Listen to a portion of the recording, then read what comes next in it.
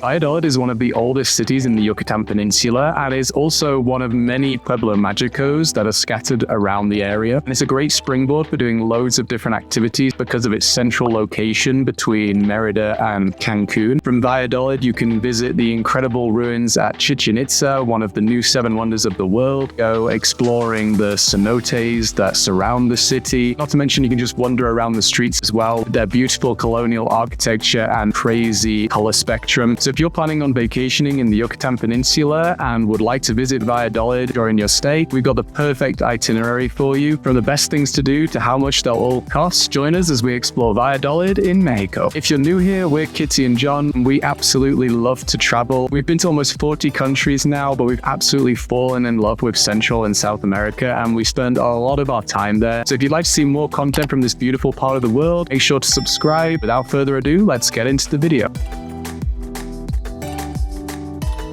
Not to be confused with Valladolid in Spain. Valladolid in the Yucatan Peninsula is a beautiful, small little city, a lot smaller than Merida and Cancun. Definitely oozes a lot more colonial charm and has amazingly colorful buildings. Because it's very small, it's actually extremely walkable, but we'd still recommend staying somewhere within the center area near to the main plaza, just because then you'll be close to everything you want to see in the city without needing to hire a car or a bike. We stayed in a hotel on Calle 46, very close to the main square and the bus station, which was really convenient. We paid about $170 for a 4-night stay, which, given the location, we thought was pretty reasonable.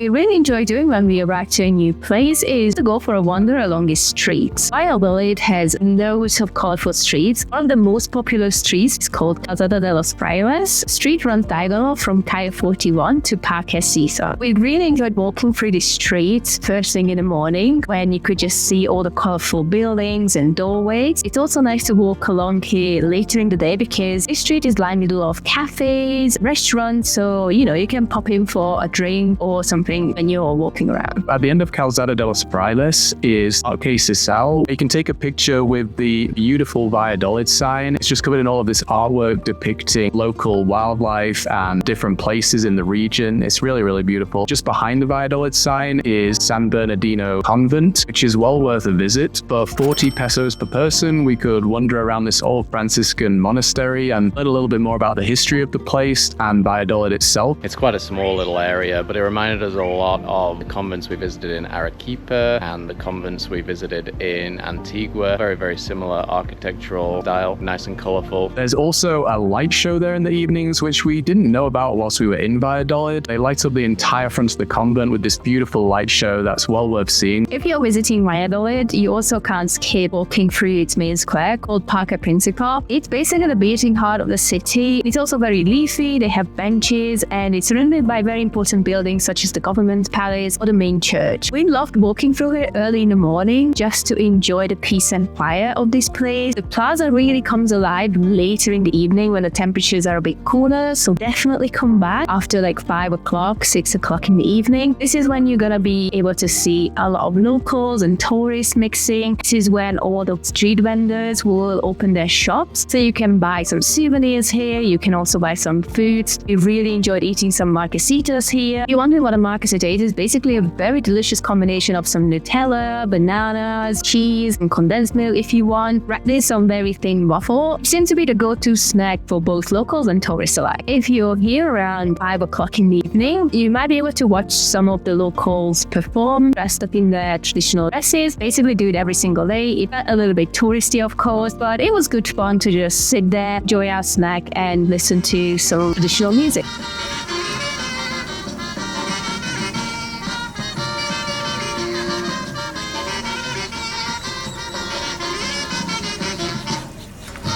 Another quite unique thing we got to do in Valladolid is visiting a place called Casa de los Venados. This may sound like a museum and it may look like a museum, but it's actually somebody's private home and the owner still lives in there. It opens at 10 o'clock and I recommend being there bang on 10 o'clock or every 90 minutes after that, because they only allow you to visit this house if you join a guided tour. They're going to guide you through a couple of the rooms that are available to view depending on whether the families actually have visitors or friends around. It is basically free to do it, but there was a suggested donation of 100 pesos per person.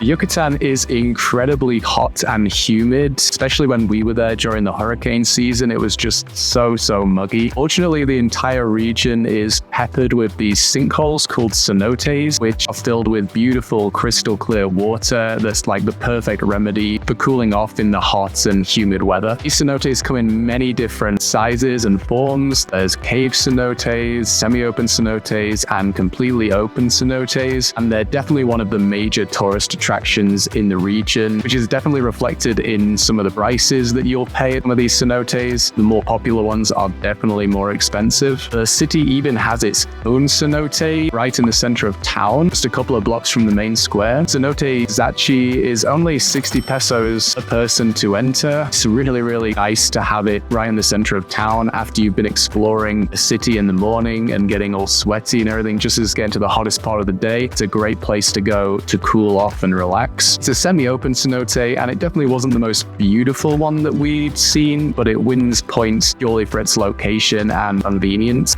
Other than the cenote in the city center, you'll be able to visit other cenotes surrounding Valladolid. You may want to hire either a car if you want to visit some of the very popular cenotes, such as Cenote Soitan. We decided to rent a bike for a day, which cost us just over 100 pesos per person. That also includes some extra perks for some of the entries. So definitely tell your bike hire shop which cenotes you're planning to visit, because they might have some little coupons for you. We are back on the bikes, heading towards some of the cenotes around Valladolid. There's about 4 cenotes just south of the city that you can cycle all the way to. Again, you have this really nice cycle path all the way along the road, so you don't have to cycle along the road if you don't want to. Started early in the morning to try and avoid the main heat of the day. Should be a fun day. The first cenote we visited was Cenote Osman, which was my personal favorite actually, because it's located in one of the most beautiful settings that we've visited. Other than just a cenote, it also had a swimming pool in the middle, a restaurant area. You can really make a day out of it if you wanted to. I really love this cenote because the light was really nice, although it was a little bit in the shade because we got there early in the morning. But I can imagine like later in the day when the sun comes through the hole from the ceiling, it would look even more beautiful. The color of the water was already very beautiful. The cenote itself looked very deep. We totally appreciate why you need a life jacket. Like many other deep cenotes like that, you will see that you have to wear a life jacket in order to jump in.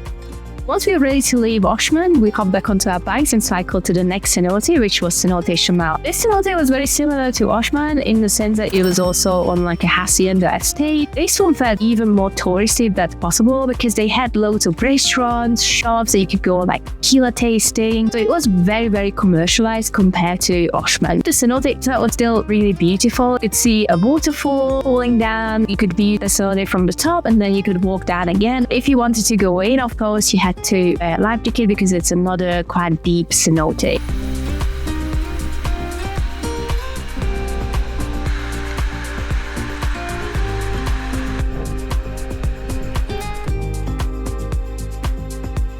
A little further down the road from the other two is Parque Schkecken, which is a bit more expensive than the previous two as well. It's 226 pesos per person, but they do have 2 cenotes there instead of 1. It's not like the big hacienda cenotes at Osman and Samal though. They do have a few facilities there, but it's more natural and a little more wild. The first cenote we went to there, Cenote Schkecken, is a cave cenote, and it reminded us a lot of Chuha, the cenote we visited near the Koba ruins. It was a beautiful cavern, the little hole in the ceiling to let a little bit of light through. It was pretty dark inside, so it was kind of hard to see how clear the water was and how blue the water was. We definitely prefer the open cenotes though. It's just a much nicer place to relax and chill, and the water is definitely a little bit warmer there than in the cave cenotes. A short walk away was the second cenote, Cenote Samula, which we weren't expecting a lot from, but actually it turned out to be one of our favorite cenotes. I think it was more to do with the timing than anything else. It's again more of a cave cenote, but they have this little hole in the ceiling. When we got there, the sun was just shining through, creating this really beautiful shaft of light that just came through the ceiling and hit the water and lit up the entire cabin. It was really beautiful. And we hopped back on our bikes and made our way all the way back to Valladolid. Probably got back to the town just before 2 p.m. and I think we left around 8:30 a.m. So it was a good morning of activities. We did go pretty fast though. We just kind of hit off all the different spots. You could definitely spend the entire day just doing what we did, or spending the entire day at one of the hacienda cenotes.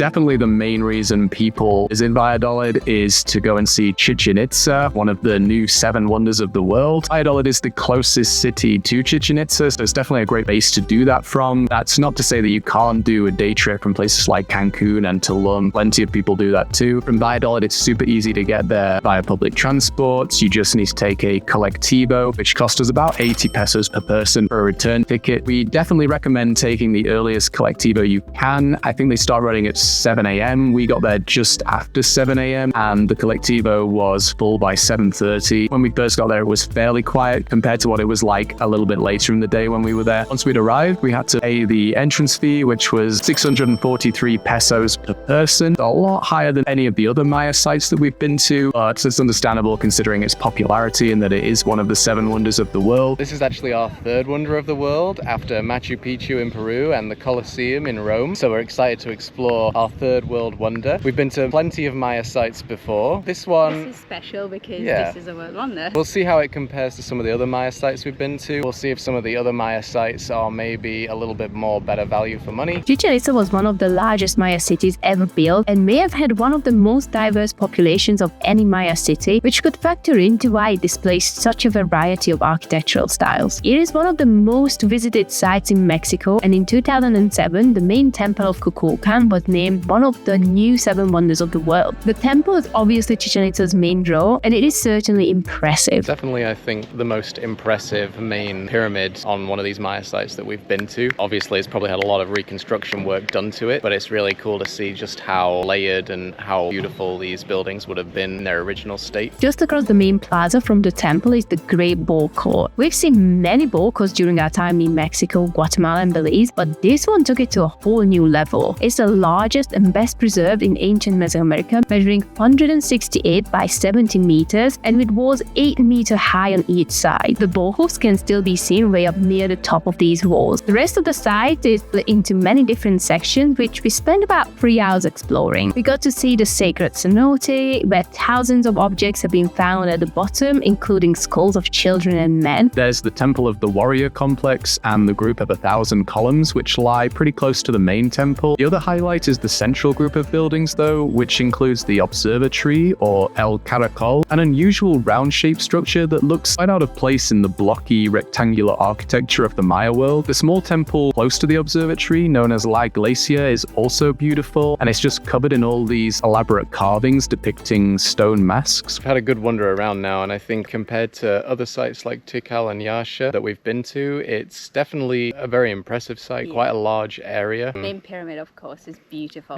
It's really big. Yeah. And the ball court, I think that amazing. was one of my favorite parts because it was just the biggest one that we've seen. Yeah, what's been excavated here is definitely very, very impressive and some of like the best looking Maya architecture that we've seen for sure. Maybe Tikal and Yasha just had that little bit more of a jungly, overgrown feel, kind of like that vibe, whereas here it's a lot more excavated and open. I'd say the buildings were pretty impressive at Tikal too, but I think here probably just a little bit more intricate. You see a lot more of the details and the murals and everything here. 100% worth the entry price. We hope this video has given you a good idea of the things you can do around Valladolid. You can do a lot of these things as a day trip from Cancun or Tulum, and a lot of people do that. We definitely recommend staying in Valladolid for a few days because we spent 3 days there and there was still plenty to do. And it definitely gives you more of an authentic Mexican experience than staying in some of the big resorts in Cancun and Tulum. If you've enjoyed this video, make sure to give it a like and subscribe if you want to see more travel content like this. We also have a travel blog, which we'll link in the description, where we go into way more detail and give way more information about all the places that we've visited. Otherwise, we'll catch you back here for more Mexico content on the next one.